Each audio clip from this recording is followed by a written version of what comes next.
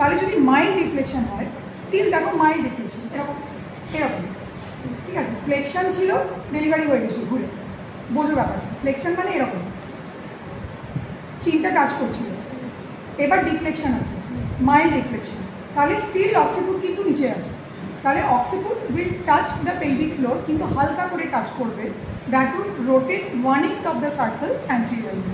তাহলে পুরো deeply engage করলো না, ডিপলি টাচ করলো না, হালকা করে টাচ করলো লিবেটার অ্যানাইকে, it will rotate only 1/8 of the circle. Full powerful muscle কন্ট্রাকশনের কাছে এলো না, তো 1/8 করে কী হলো, ডিপ ট্রান্সভার্স অ্যারিস। তাহলে now the anteroposterior diameter will be in the exactly transverse diameter of the maternal pelvis.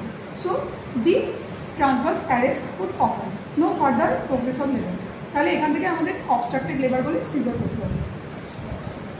Next হলো, এটা গেল মাইল্ড ডিফ্লেকশন। এবারে মডারেট ডিফ্লেকশন, দেখো আরেকটু ডিফ্লেকশন করে দিলাম, তাহলে এখন যেটা হবে, এই সিনসিপুট আর occiput will touch the pelvic floor at the same time. তাহলে এটা আর এটা সেম প্লেনে লিবেটার অ্যানাল মাসলকে টাচ করবে, তাহলে কি হবে না, কোনোটাই রোটেশন হবে না, তাহলে নো রোটেশন উইল অফ, কারণ এ এদিকে ঘোরার চেষ্টা করবে, এ এদিকে ঘোরার চেষ্টা করবে, so there will be nullifying of the action, তার জন্য কোনো রোটেশন হবে না। তাহলে persistent occipito posterior position or oblique arrest, deep occipito posterior oblique arrest হয়ে যাবে, তাহলে যেই পজিশনে ছিল সেই পজিশনে অ্যারেস্ট হয়ে যাবে, বোঝা গেছে? এটা হচ্ছে মডারেট ডিফ্লেকশন। এবার হচ্ছে সিভিয়ার ডিফ্লেকশন। সিভিয়ার ডিফ্লেকশন দেখো এরকম হয়ে গেছে, অক্সিপুট উঠে গেছে ওপরের দিকে, সিনসিপুট নেমে গেছে এরকম। তাহলে এরকম কন্ডিশনে কি হবে, এটা এরকম ছিল আর এটা ছিল এই দিকে অ্যান্টিরিয়র পেলভিসে, তাহলে now the sinciput will touch the levator anal muscle. দেখো এই দিক থেকে সিনসিপুটটা এই দিকে লিবেটার অ্যানাল মাসলকে টাচ করবে, it will rotate 1/8 of the circle anteriorly. তাহলে রোটেশন হয়ে গেল। এবার কিন্তু আমরা যেটা অ্যাচিভ করতে চাইছিলাম সেটা হয়ে গেছে, দেখো অ্যান্টেরোপোস্টিরিয়র প্লেনে কিন্তু অ্যান্টেরোপোস্টিরিয়র লংগেস্ট ডায়ামিটার চলে এসেছে, তাহলে এইভাবেই তো ডেলিভারি হবে, এতদিন মতো এইভাবে, এবার এটা চলে এসছে এইভাবে।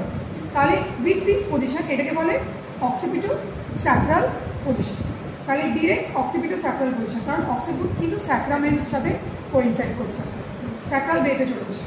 তাহলে with this occipito sacral position two options are there, তাহলে with roomy gynecoid or anthropoid pelvis with good maternal contractions, head will be delivered by phase 2 pelvis delivery. তাহলে কি হবে না, এইভাবে নামতে নামতে কি হবে না, chin will come below the symphysis pelvis, ঠিক আছে, chin will come below the symphysis pelvis with further descent, there will be head will be born first by flexion. কতটা ফ্লেকশনে বেরোচ্ছে দেখো, ফার্স্টে বেরোচ্ছে চিন, তারপর বেরোচ্ছে ফেস, ব্রাউ, ঠিক আছে, বেরোলো, তারপরে অক্সিপুটটা রিলিজ করছে বাই এক্সটেনশন, এইভাবে বেরোলো পুরোটা, দেন বাকিটা কিন্তু সেম। তাহলে এটা হচ্ছে ফেস 2 পেলভিস ডেলিভারি। এবার দেখো ফেস 2 পেলভিস ডেলিভারি যখন হয়ে গেল, তখন এটা অরিজিনালি কীরকম ছিল, এরকম ছিল, শোল্ডার ছিল এই প্লেনে, তাহলে শোল্ডার কিন্তু ওই প্লেনেই রিমেন করেছিল, কারণ ও 1/8 অফ দ্য রোটেশন হয়েছিল, টপশন ছিল নেপে।